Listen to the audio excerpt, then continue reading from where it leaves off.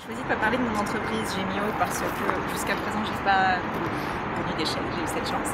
J'ai choisi aussi de ne pas parler de tous les petits micro-échecs que j'avais eus en fait dans ma carrière parce que évidemment tout entrepreneur en a connu et c'est vrai qu'en général on travaille en succession de petits échecs unitaires et ensuite on progresse, mais c'est pas de ça que je voulais parler. Je voulais te parler de quelque chose de très personnel qui a fait que je suis la personne que je suis aujourd'hui et qui je pense aussi a fait que je suis un entrepreneur. Et cet échec c'était quoi?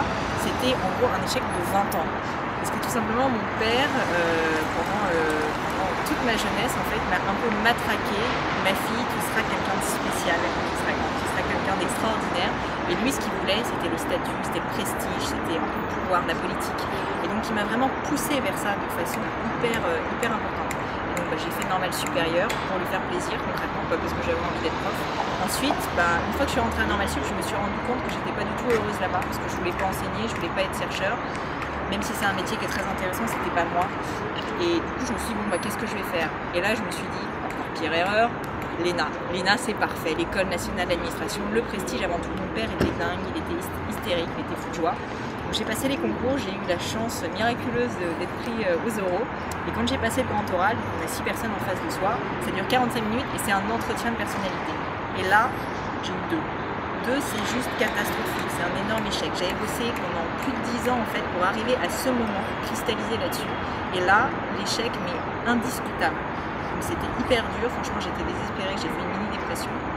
Et au bout d'un moment en fait, j'ai commencé à enfin me poser les vraies questions et à réfléchir sur moi-même.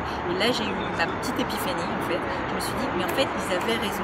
En 45 minutes, ils m'ont mieux compris que moi en 20 ans. C'était incroyable. Ils m'ont mieux compris que mon père me comprend. C'était quoi en fait cet échec? C'était l'échec de cette vie en fait. Et donc je me suis remise en question et je me suis rendu compte que moi ce que je voulais c'était l'aventure, c'était la liberté, c'était le risque. C'était donc peut-être l'entrepreneuriat et c'était certainement pas l'ENA. Et donc voilà, en fait c'est comme ça que je me suis lancée, c'est comme ça que j'ai créé Gemio aujourd'hui. C'est cet échec en fait qui m'a fait vraiment prendre conscience de ça. Donc je pense que l'échec peut avoir du sens. En tout cas il en a eu pour moi parce qu'il m'a vraiment changé ma vie.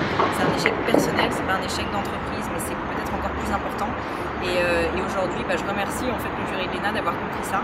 Et puis je pense aussi que ce que ça m'a fait comprendre, c'est que dans la vie, on ne peut pas ne pas avoir d'échec si on ne prend pas de risque. On ne peut pas réussir si on ne prend pas de risque. Et l'échec, en fait, pour moi, c'est juste un symptôme de prise de risque. Donc il faut arrêter, il ne faut pas célébrer l'échec, mais il ne faut pas non plus le discréditer complètement, le balayer d'un revers de main. Parce qu'une vie sans risque, c'est une vie sans challenge, c'est une vie sans bonheur, c'est une vie sans aventure. Et ça, je pense que peu de gens en veulent aujourd'hui.